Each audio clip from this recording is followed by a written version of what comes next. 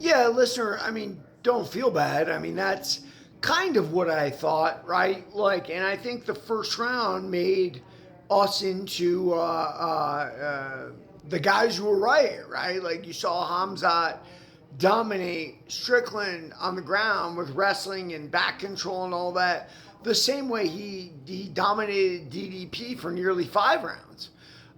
So why that was just suddenly stopped in round two and Hamzat went to strike with him doesn't make sense to me. Now, of course, we all know about the weight cut, right? He's made it very clear, wants to go to 205. This cut was very, very difficult for him, and I totally get that. I think he's in his 30s now, and you're no longer a kid. You can't put your body through that. I get that.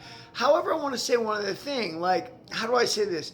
In stand up, I don't tend to get tired. When I do, I know how to hide my fatigue, but that's because it's what I do. That's what I'm good at.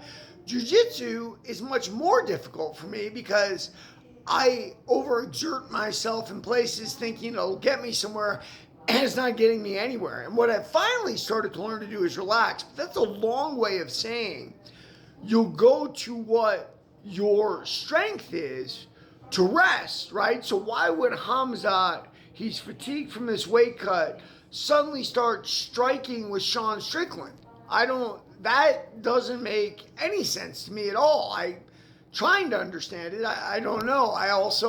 The announcers brought it up, so I'll just, parrot it right here. Strickland also didn't go to the body against Hamzat at all. And if given that weight cut was really hard for him, the body would have been extremely damaging. And that's how he got Fluffy out of there. So, there's a lot of questions about that fight, the lead up into it, all the horrible things they said, and now they're just buddies. It's all very confusing.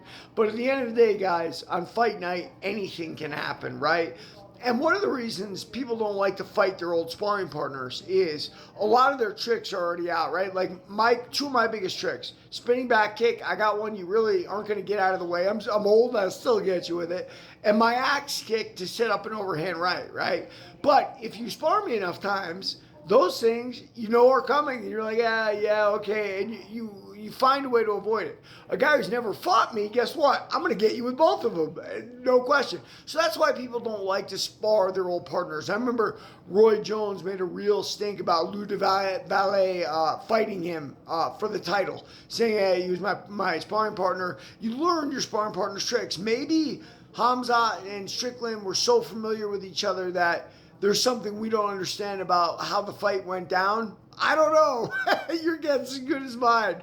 But I thought Strickland was going to get ruined too, and it didn't happen that way. Everybody like and follow for more on the Fight Game.